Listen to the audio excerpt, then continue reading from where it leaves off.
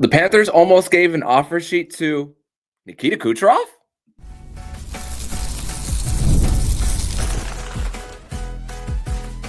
You're Locked On Panthers, your daily podcast on the Florida Panthers.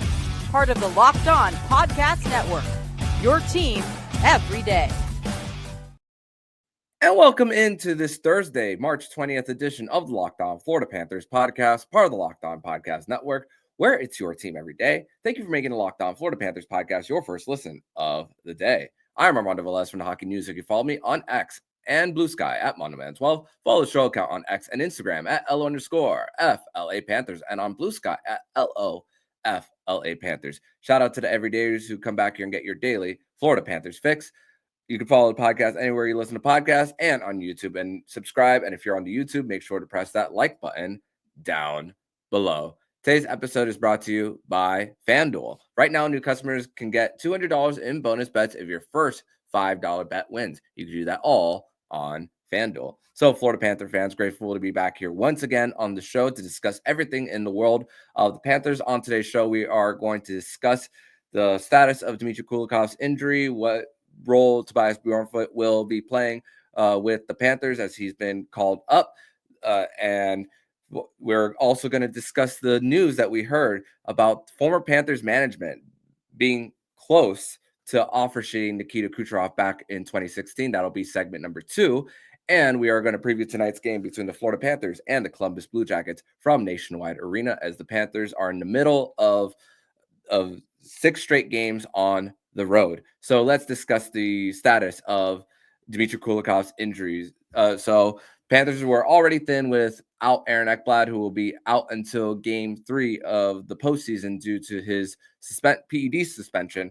And then the Panthers lost Dmitry Kulikov after committing that penalty against Anthony Duclair on Sunday against the New York Islanders. Did not return the rest of the game after the first period. And Tobias Bjornfot, as we discussed yesterday, was called up for the Panthers. Although and Paul Maurice did provide an update on Kulikov, discussing that he will be week to week, but he expects that he will be back before the regular season ends. So that's great news for the Panthers D-corps. And also, this gives an opportunity for Toby Bjornfot to at least get a little bit of time with the NHL squad in order to just see what he's got out there in the case of an injury coming up in the postseason, because you're going to need at least 7 to 8 defensemen in a long playoff run. You're going to at least need 14 forwards during it, which is the reason why we don't have a salary cap to begin with in the postseason, which is the discussion of LTIR and everything in between. You need those bodies available to you.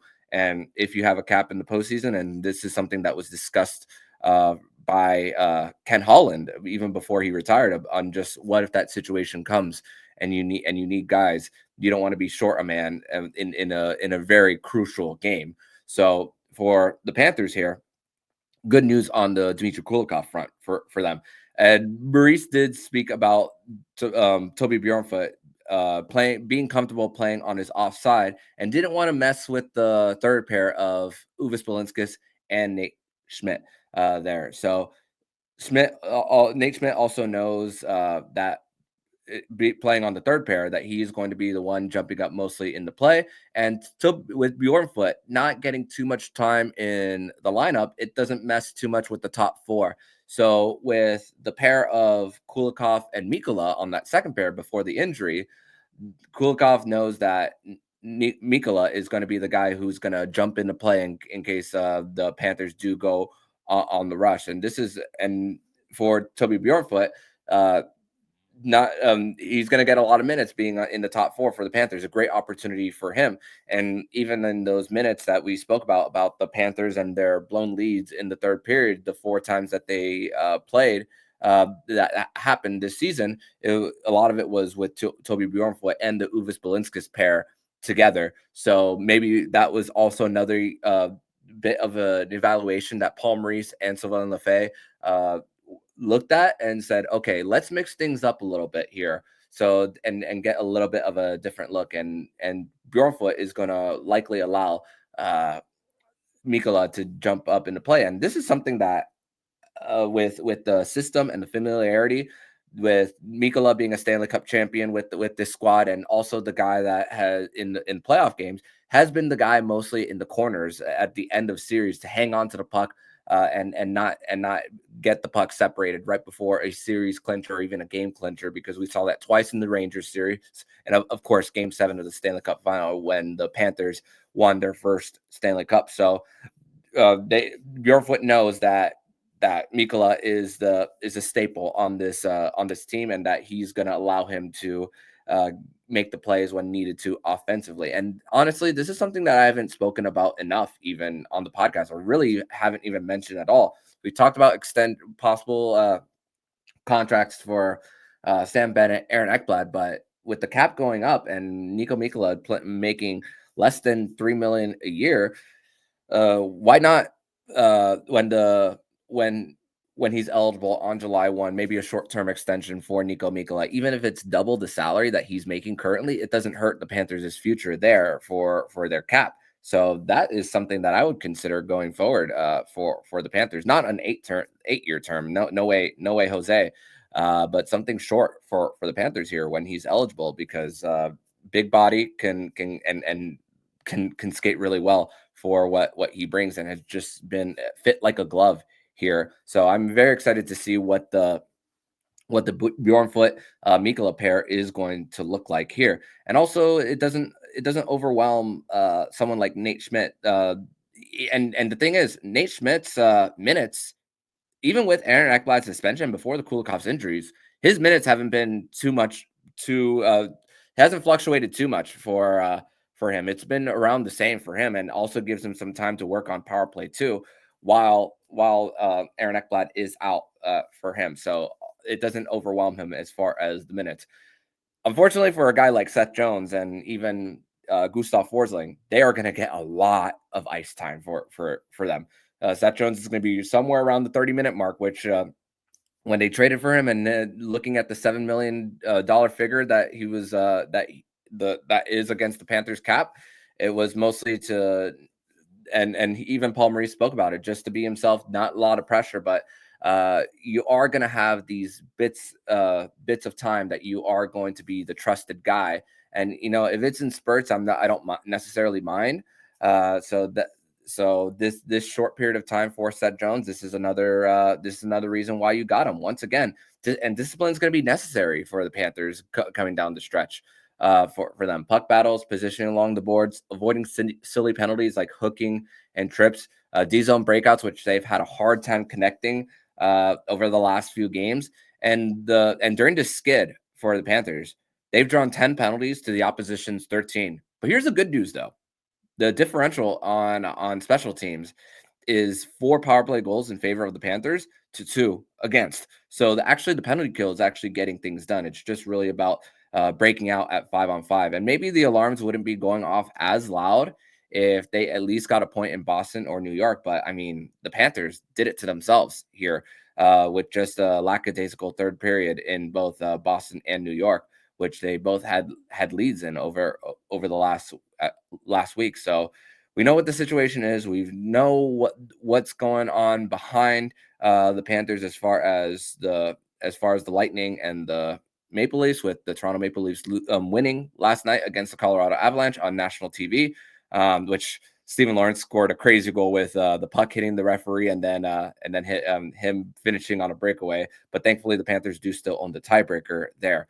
So that's good news for that. So the pressure's on for the Panthers, thankfully, and that could be a good thing coming down the stretch. So no room to relax, and there's a little bit of adversity and just no sitting back for that with everything on the injury front. A few housekeeping things and notes before we transition. Opening night of the NHL will be on October 7th.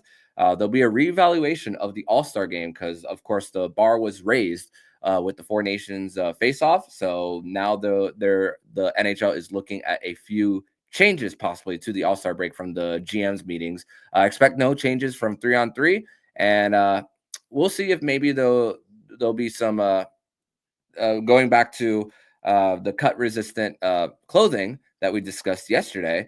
Maybe there'll be a change and a change of heart because Habs forward Josh Anderson had a little bit of a close call the other day against the Ottawa Senators. If he didn't wear the cut-resistant socks, we'd maybe have a different conversation here. So thankfully that he was able to avoid disaster after wearing the cut-resistant socks on Tuesday, and likely going forward for him. But in segment number 2, we are going to discuss the news that we heard from former Panthers assistant Steve Werier on a possible offer sheet that they were about to do on a rival player of the Panthers, and also has Dale Tallon's opinions on analytics changed in 2025? We're going to discuss that more next here on the Locked On Florida Panthers podcast. Did you know getting a good night's sleep is the #1 recipe for long-term success in life? I didn't. It took me way longer to realize than I'd like to admit. It was years of tossing and turning. I was always tired. I never felt like I could live up to my potential, but not anymore. Thanks to Bare Mattress. I used their sleep quiz and I matched with the Elite Hybrid. It's perfect for side sleepers like me. Now I wake up energized. I'm getting deeper sleeps and I'm ready to attack the day. No matter how you sleep, Bare Mattress has a match for you with a focus on recovery, cooling, and pressure relief to upgrade your sleep and improve your overall quality of life. Go to bearmattress.com and use promo code LOCKEDONNHL at checkout for 40% off site-wide. This offer is not available anywhere else. You have to use my promo code on the very last page of checkout to get this discount. That's bearmattress.com and use promo code LOCKEDONNHL for 40% off site-wide. Bearmattress.com, promo code LOCKEDONNHL. Segment number 2 here on this Thursday, March 20th edition of the Locked On Florida Panthers podcast. Thank you once again for making the Locked On Florida Panthers podcast your first listen of the day.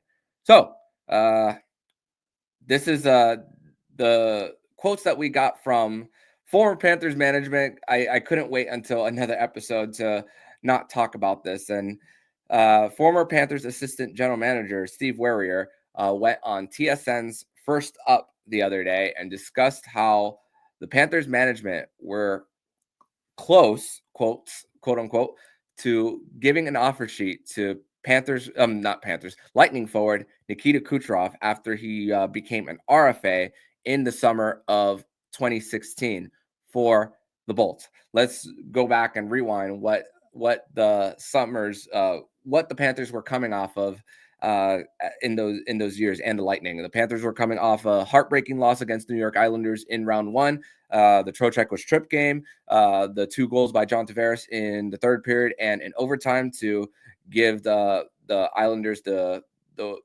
series win in 6 games, denying the Panthers from hosting a Game 7, and then the Tampa Bay Lightning at the time going to the Eastern Conference Final right before losing to the Pittsburgh Penguins, the Penguins eventually won the Stanley Cup there against the San Jose Sharks. So Nikita Kucherov didn't sign his bridge deal until October 11th of 2016, just like Mitch Marner in his most recent deal, and Jason Robertson. They waited until near opening night to sign those deals, and we don't see the offer sheets as often. We saw them this summer with Philip Broberg, Dylan Holloway, and then we remember the saga between the Montreal Canadiens and the Carolina Hurricanes with the offer sheets of Sebastian Aho, which the Carolina Hurricanes match, and then getting a little bit of revenge with getting it on Jesperi Kotkaniemi.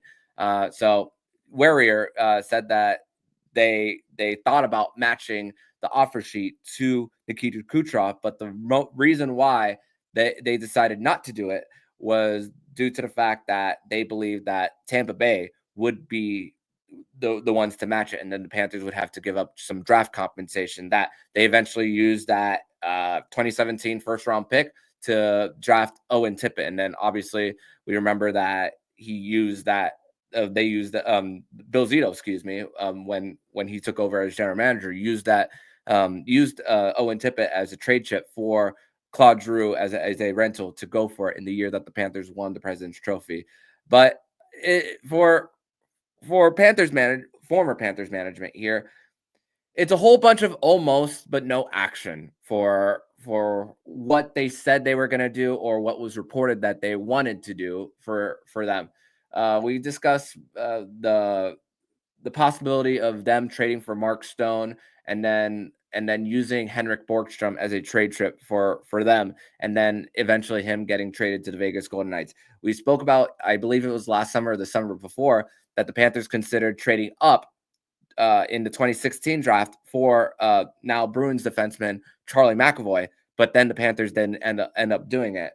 So it's a whole bunch of almost, and now hearing this with the almost offer sheeting Nikita Kucherov, and there's no guarantees that if the Lightning decided not to match the offer sheet, that it would necessarily raise the Panthers' floor for them. But at the same time, you got to think of what possibilities could have been here. Could the leash on Gerard Gallant would it have been longer if he got fired later and Bob Bugner took over at the start of next season? Would the Panthers not have been so far back after the All-Star break that they would have to rely on their games in hand and then ultimately falling short, especially in 2018, where they had to find out before they even played their last two games with that New York Rangers Philadelphia Flyers game in Game 82, just a few years back for them. Well, that's not a few years back. That's 7 years ago now. Time flies for that. But again, you're thinking a whole bunch of almosts for them. And if we've learned anything from Bill Zito, is just that scared money don't make money. We've seen it with as mentioned, the Drew trade, even the Sherratt trade, even though that ended up falling in the face of the Panthers. You got to appreciate a GM that's willing to do it. And even with the Panthers getting embarrassed by Tampa Bay, they still went out that same summer and say, hey, we believe that we have a squad that could ultimately win. And they traded for Matthew Tkachuk that same summer and at the time I was like thinking, Zito, you already traded for 2 first-round picks and it didn't work. Are you really going to trade for another? Boy, was I wrong about that one. And that's why trading for Seth Jones with term on his contract, which is why I like the risk. And then with the conditions of the trade for Brad Marchand, if he doesn't end up, even if the Panthers do end up falling on their face with the deal, the Panthers will have Seth Jones for multiple years. And then the chances of the second round pick that would go to Boston for that to work out and play over 100 games, the chances are very, very low. So once again, it's a when you look at the front office here for the Florida Panthers here and just the amount of risk they're willing to take, it makes you feel great that they know that they have a team to contend. And we could go back to, once again, a whole bunch of missteps for Dale Tallon and giving the no move clause to Keith Yandel, which ended up hurting the Panthers, and especially 2023 when they had a whole bunch of dead cap on their roster, which made a lot of life a little harder when it came to building their decor at the time. But again, you want to see them take these risks. And once again, with even next year at the deadline, give away more for more picks, not necessarily first rounders. You got to calculate these but knowing that this is your window from now until 2030, you know that anything is up for grabs for them, and really that no young player is safe. And I mean, even a Mackie Samoskevich, as much as he's progressed, if there was that opportunity to get a Mikko Rantanen at the deadline, bye.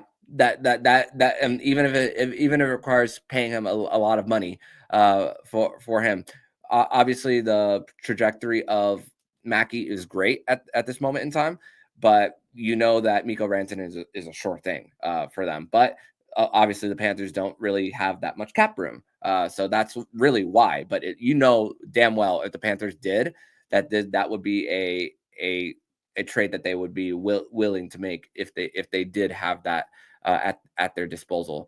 And again, going back to Dale Tallon, I mean, thankfully Vinny Viola put his foot down and said that almost weren't enough.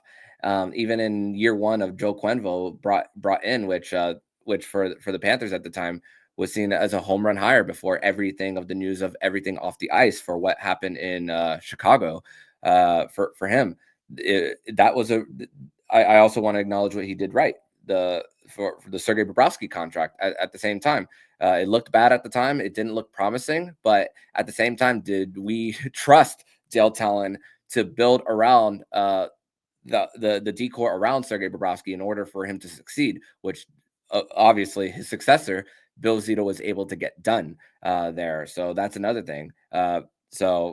Those are some good steps for Dale Tallon, but at the same time, too many almost that I think of. And even though he wasn't the general manager in 2016, that was Tom Rowe who was. The Bucks did stop with Dale there, so that's another thing. And also another quote that one quote that Dale Tallon said. He went on the Spitting Chicklets podcast, and he was asked about analytics, and he said, "Quote: Explain to me what expected goals are. I want to know what that is." Close quote. And Kirby Lupul of the Cats and Rats podcast actually posted something on X about all the analytics charts from Montour, Sam Bennett, Nico Mikkola on what they were before they got to South Florida. And the thing is, the analytics weren't necessarily the best for them, as spoken about so many times on the show.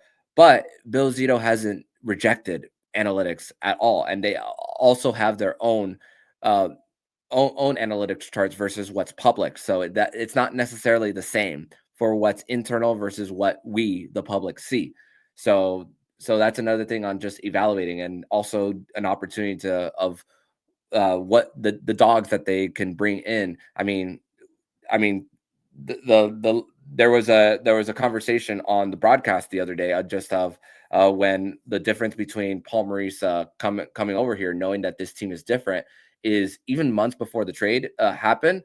Let's not forget, the trade for Matthew Tkachuk happened on July 22nd, 2022. Paul Maurice was hired on June 22nd, 2022. On that initial phone conversation, Zito said, "I believe we can trade for Matthew Tkachuk."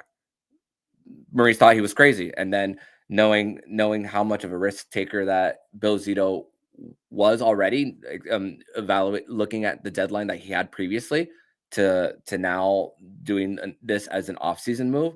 Yeah, it came at the expense of Huberdeau and Weegar, and then being so tight against the cap that you had to start with 20 players at the 2022-23 season. You knew that with a guy on your roster and hopefully some future flexibility, that you are able to. This is something that the Panthers were able to do for the long haul for them, and it's resulted in great things. But as far as Dale Tallon, in 2025, you have to adapt. And this to me is like old man yelling at clouds. That's really what I see it as. And for this age, you have to be able to just be open-minded in why players take the shots that they make, how calculated they are, and how close a player is projected to break through. Like, for example, Carter Verhaeghe, which we've seen multiple times throughout this season, of just a streak of goals, even though he's struggled this season. But hey, for him, I don't believe that, in the example of Verhaeghe, that he's going to stay down in future years for him. So that's another thing. It might just be a down year for him, and we know that he can create space off puck and has the wicked shot and knows where to locate it for him. And that's something that you can't teach in the example of Carter Verhaeghe for him. So that's my take on the whole Steve Werier talking about the Panthers almost offer sheeting Nikita Kucherov, and also Dale Tallon continuing to not adapt in 2025, which is why he is not in necessarily a position of making the personnel decisions, and he's working as a senior advisor for the Vancouver Canucks. So that's why he is where he is at this moment in time. But we're going to transition over to segment number 3, where we are going to preview tonight's game between the Florida Panthers and the Columbus Blue Jackets from Nationwide Arena. We're going to discuss that next here on the Locked On Florida Panthers podcast. Today's episode is brought to you by FanDuel. And March Madness is here, and FanDuel is giving you the chance to get in on the action like never before. Right now, new customers get $200 in bonus bets when your first $5 bet wins. That's 200 extra bucks to use on everything from buzzer beaters to Cinderella stories and even who's cutting down the nets. I got my eye on a few underdogs this year, and FanDuel makes it easy to back them with spreads, totals, and game props. With tournament games happening every day, there's always something exciting to bet on. The FanDuel app is simple to use, and when I win, I get paid instantly. No waiting around. So visit FanDuel.com to get in on the college hoops action all tournament long. Once again, you can do that all on FanDuel.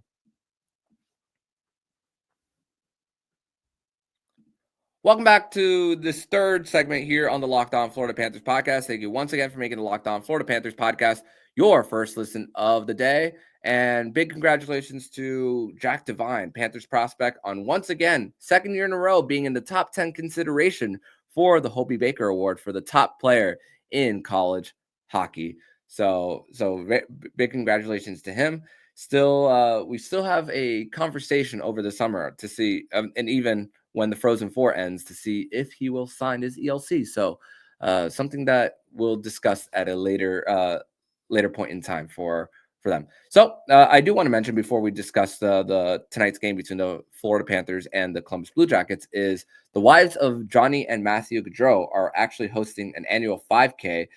This year, it'll be hosted on May 31st in South Jersey. And so great to see that they are using that cause for people who have been killed due to people on the other side being impaired while behind the wheel. And also one thing is LeBron James, Ohio native, was wearing a custom-made Stadium Series sweater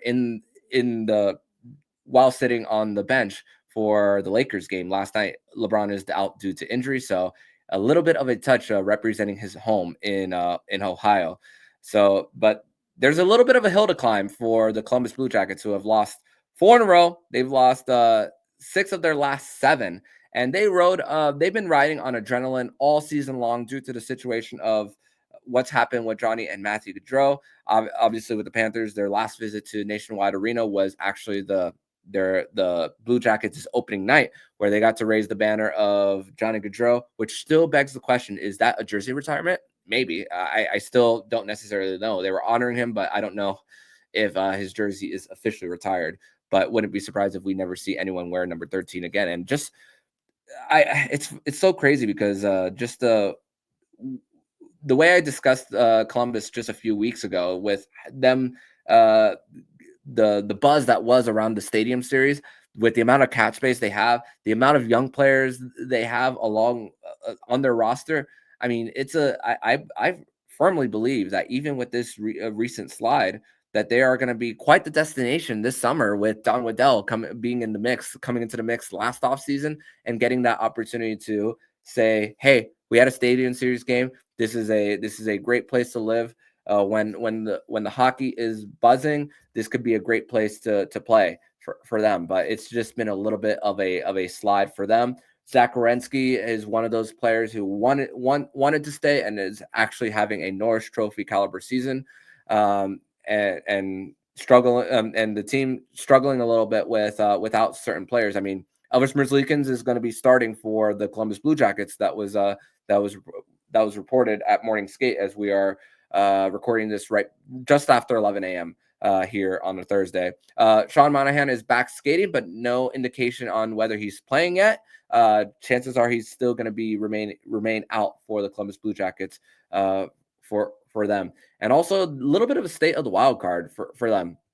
The Rangers, they're falling, and John Chick, they mentioned it on Locked On NHL, just a very passionate response to the Rangers play against the Calgary Flames, because the fact that they've played the most games out of all the teams that are competing for the wild card. And even though they have the most regulation wins, they have the least amount of room for error, based on just the amount of missteps that they've had this season. So much drama with Jacob Trouba, Capo Caco being traded. And the guys over at Locked On NHL on yesterday's show actually provided a stat that Capo Caco has more goals since he got traded to Seattle, more than Alexis Lafreniere. And we saw him break out last year, and it's just been a little bit of a step back. Adam Fox has been out for the Rangers as well.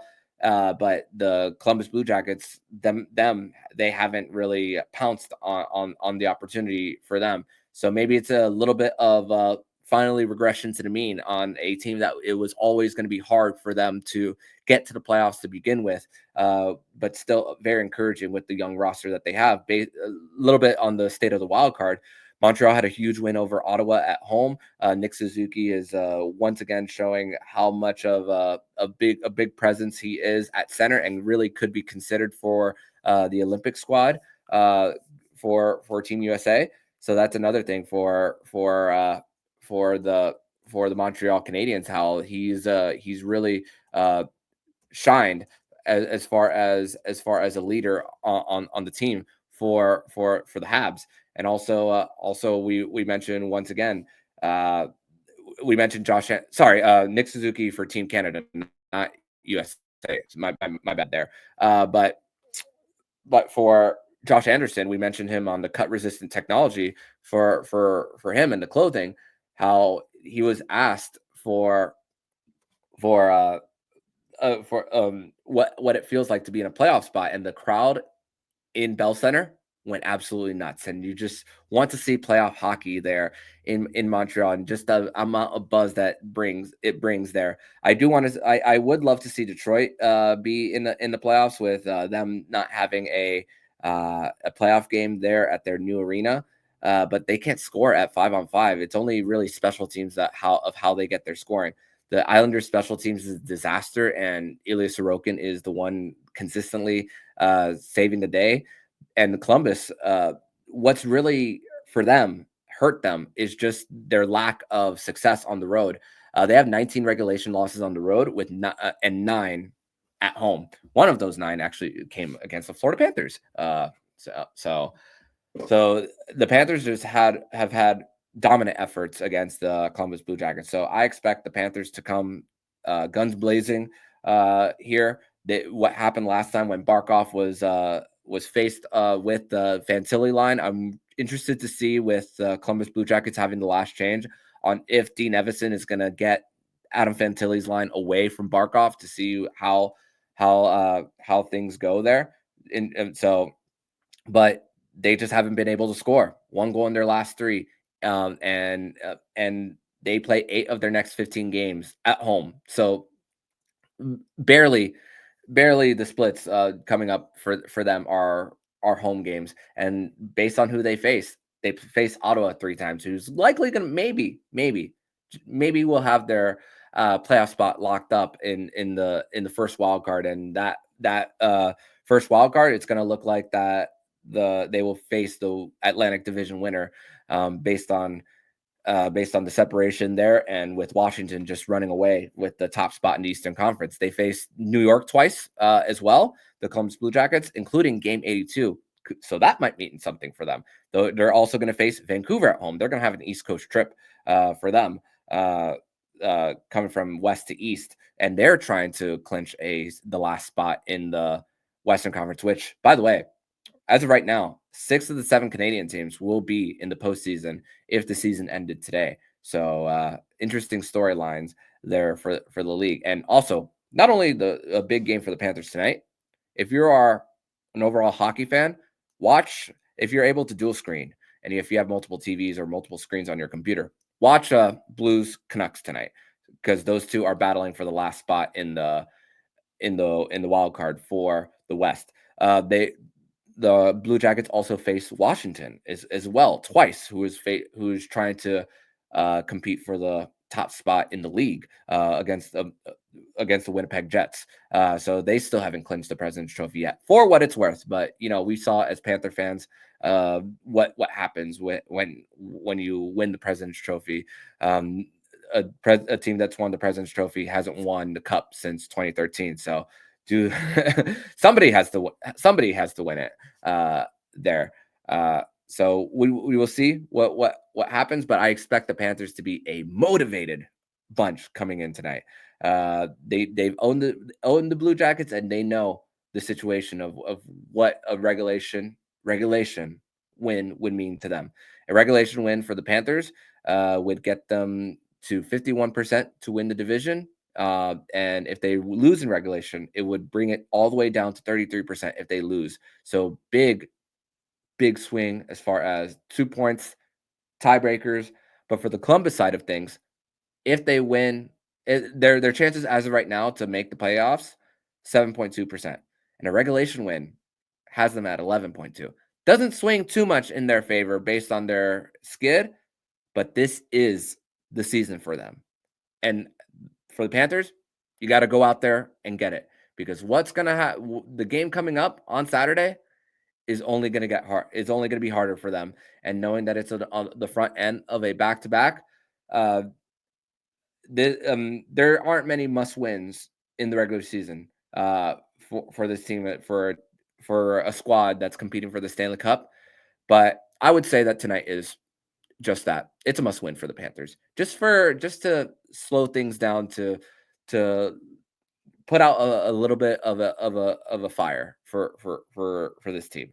So treat this as a must-win, because they've struggled on this road trip, especially in third periods for them. And after what we saw in the first period, and still find a way to get 2 goals in the second, I mean, the Panthers just deserve to lose on Sunday, and it just caught up to them just later in the game. So hopefully we see a big jump. We see the Panthers as a bunch that is just ready to come play. And with 3 days off and a lot of time to think, that's what I think will happen tonight on the road. But that's going to do it for today's edition of the Locked On Florida Panthers podcast. On tomorrow's edition of the show, it is a Fairbanks Friday. Nick Fairbanks will be back to recap tonight's game between the Florida Panthers and the Columbus Blue Jackets. But in the meantime, if you like what you're hearing, please subscribe to the podcast to be notified every single time the Locked On Florida Panthers podcast jumps into your podcast feed. Don't forget to also subscribe to the other shows on the Locked On NHL network, including Locked On NHL, Locked On Fantasy Hockey, Flip Livingstone and Steel Roden, and Locked On NHL Prospects. Thank you once again for making the Locked On Florida Panthers podcast your first listen of the day. So Armando Velez signing off. And you've been listening to Locked On Florida Panthers podcast, part of the Locked On Podcast Network. We're your team every day.